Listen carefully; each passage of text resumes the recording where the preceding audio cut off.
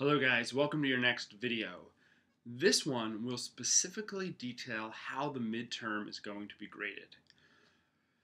The midterm is going to be graded. It's your first major assignment that I will go over like an autopsy technician. I'm going to check every eyelid, every belly button. I'm going to poke everything to make sure I have everything I need to know about your growth as a writer. I guess autopsy was a weird word. I meant to say I'm going to be the judge. Throughout this quarter so far, I've been more like your lawyer, saying these are your strengths, these are your weaknesses, this is what as a writer you do well, this is how we can build your case, that you're growing as a writer, that you're learning as a writer. But when you hand in the midterm, I go from lawyer to judge. And it's the first time I'm really going to judge your work. So it's serious. So far in this class, you've written 2 essays, or you will have written 2 essays by the time the midterm is due. So you've written 2 textual analysis essays, Spider-Man and Marjan, Persepolis. Even though you've written both, only one has to go into your midterm portfolio. You have to write both analysis essays. That is key. Even though they're technically the same prompt, just using different texts, you have got to write both analysis essays. That said, only one goes into your midterm to be graded, actually graded. So, by the time you're writing your midterm essay, you will have written, SFD number 1, SFD number 2, the first instructor review draft of that essay, and then you can revise it again for your midterm. So you should at least be on the 4th draft of that essay. But if you chose to do a conference draft, you might already be on the 5th. So the theory here is you have committed to the process of writing this essay. And so by the time I put on my judge hat and I'm actually going to get really nitpicky and grade you, you should know exactly what's expected of you. You have seen rubrics filled out. You know what I think of your focus. You know what I think of your organization, your development support, and your ethos. And you've had all the world opportunity in the world to have a conversation with me about your midterm grade. Or about your essays before that translates into a midterm grade. Again, here's the rubric. Make sure you are familiar with this rubric. It has all the focus, organization, development support, and ethos, the global issues of writing. You'll notice that in each vertical column, there is a grade expectation. And some of these expectations are big. Like the first one is 4.0 to 3.5. That's A's. The next one is 3.5 to 2.75, which is like A to kind of like B minus E. And then 2.75 to 2 is like B minus E to like strong C, C middle. And then 2.0 to 1.5 is like C middle to, bad. Passing D, but not great. So anyway, be very familiar with this. On all your essays, I kind of will straddle these with highlighting or circle them intently. If I circle, with my highlighter, 3.5 to 2.75, and that's that, it's like solidly in the middle there, so it's probably a 3.0, 3.25. But if I have it like going between the best 2 squares, 4.0 to 3.5, 3.75 to 2.75, that means you're like right in the middle, so it's probably a 3.5. You're right on the line. If I have the main one circled, but I have an arrow kicking back, that means it's on the low end of that square, so 3.5. I just wanted you guys to make sure you know exactly what's expected of you and how it's going to be graded.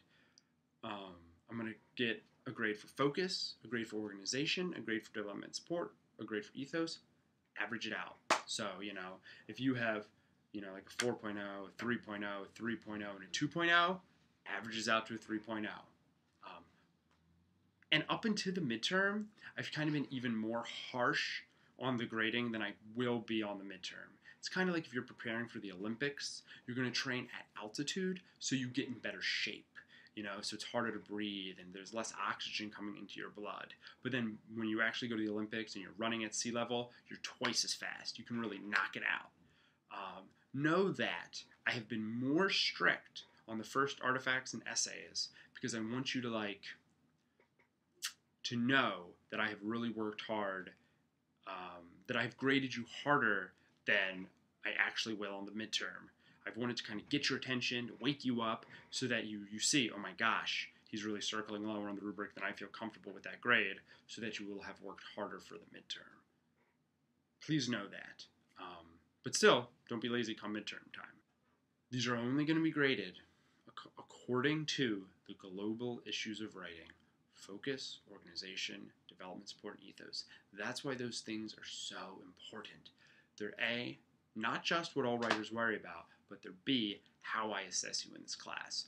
So make sure you're familiar with that. Make sure you know every word of that rubric, and you know exactly what is required to get me to circle all of the best bubbles, the ones on the left-hand side. That is what you want. There's also this timed reflection essay. So you've seen a preview of the prompt. That is not the complete prompt of that essay.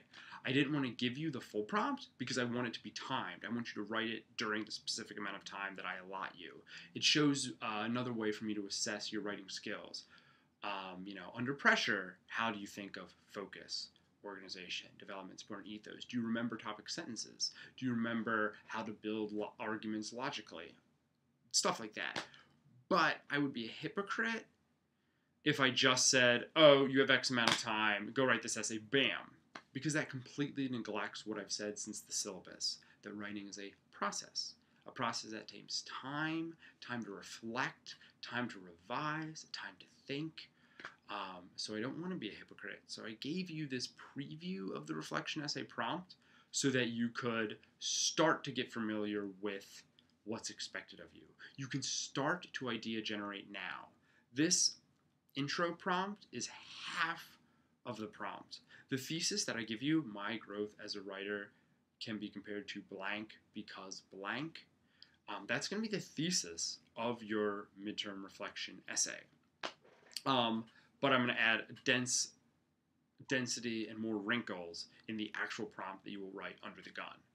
But for now, you can look at that and you can start idea generating, start to pick a metaphor, and we will definitely talk about this more and we'll work on that more.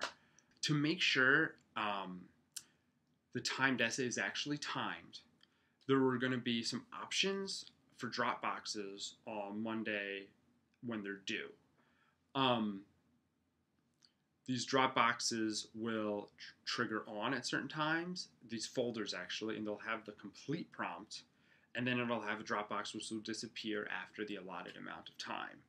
There'll be multiple options throughout that day, so if you're busy in the morning, there'll be some in the afternoon. If you're busy in the afternoon, there'll be some in the evening.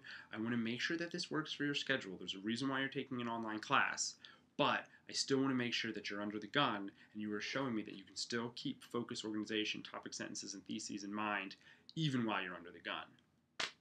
And there were definitely more instructions typed up on Angel to really talk you through how this is going to work. And that, in that reflection essay, is your opportunity to make a case, to show me as your teacher that you have grown as a writer, that you understand focus, that you understand organization, that you understand development, support, and ethos. And not only will I see it in your essay that you choose to submit, but I will see it reflected in this reflection essay. So hopefully that makes sense. If you have any questions or comments on how the midterm is going to be graded, ask me, talk to me. Okay, great.